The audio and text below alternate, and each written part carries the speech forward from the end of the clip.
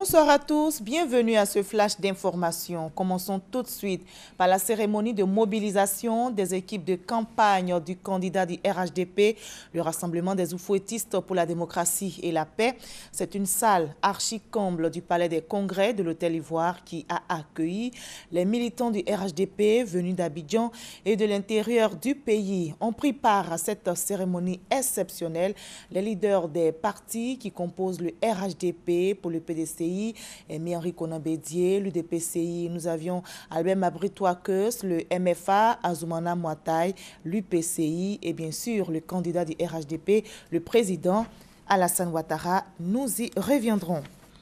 L'immeuble de la BAD à Abidjan reçoit ses premiers meubles de bureau. Le siège de l'institution a été visité par le Premier ministre Daniel Kablan-Duncan et le nouveau président de la Banque africaine de développement. Le reportage est signé Hugues Vibli. Depuis le début des travaux de rénovation du siège de la BAD à Abidjan, c'est chaque mois que le Premier ministre Daniel Kablan-Duncan visite le chantier. Sa 16e visite, il l'a effectuée en compagnie du nouveau président de l'institution. Cette visite de chantier est la toute première pour le Nigérian Akinwumi Adesima après sa récente investiture. Avec le Premier ministre, il a pu apprécier que le gros œuvre est achevé et que l'immeuble rénové de la BAD reçoit ses premiers meubles de bureau. La séance de travail intervenue à la primature à la suite de la visite de chantier a permis de passer en revue ce qui a été déjà fait et ce qui reste à faire avant l'installation officielle de la BAD dans son immeuble réhabilité. Nous voulons, à travers le Premier ministre, remercier très sincèrement, Excellence, Monsieur le Président, pour tout l'accueil qu'ils avaient donné pour la BAD ici, pour le retour de la BAD de Tunis et ici à Abidjan. Et vous savez que Monsieur le Président était touché vraiment personnellement de la situation, des problèmes de la BAD qui a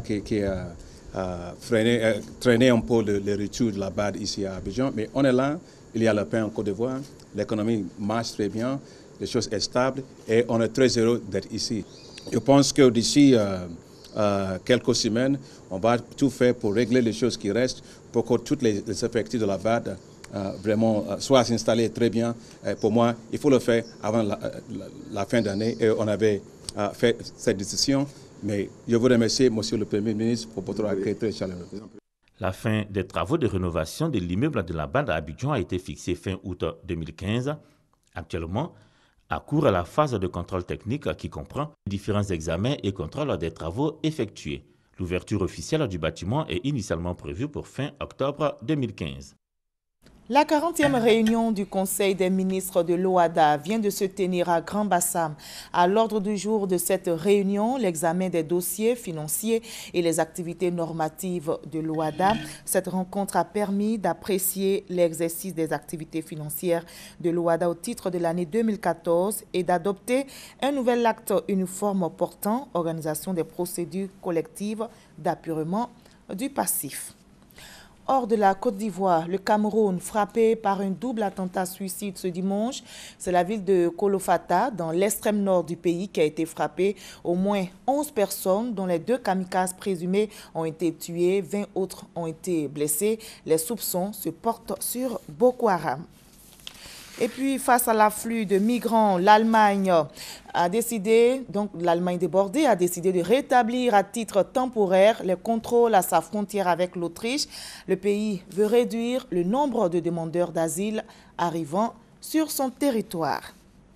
Et ce nouveau drame des migrants au large de la Grèce, 28 personnes sont mortes noyées aujourd'hui même après le naufrage de leur embarcation qui transportait plus d'une centaine de migrants.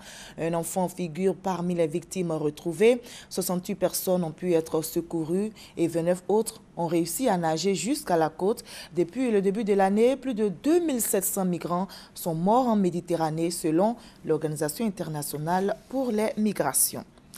La Californie, frappée par une sécheresse sans précédent et depuis des mois ravagée par les flammes, des centaines d'habitations détruites, des milliers de déplacés. Les incendies, comme vous le voyez, se poursuivent en Californie.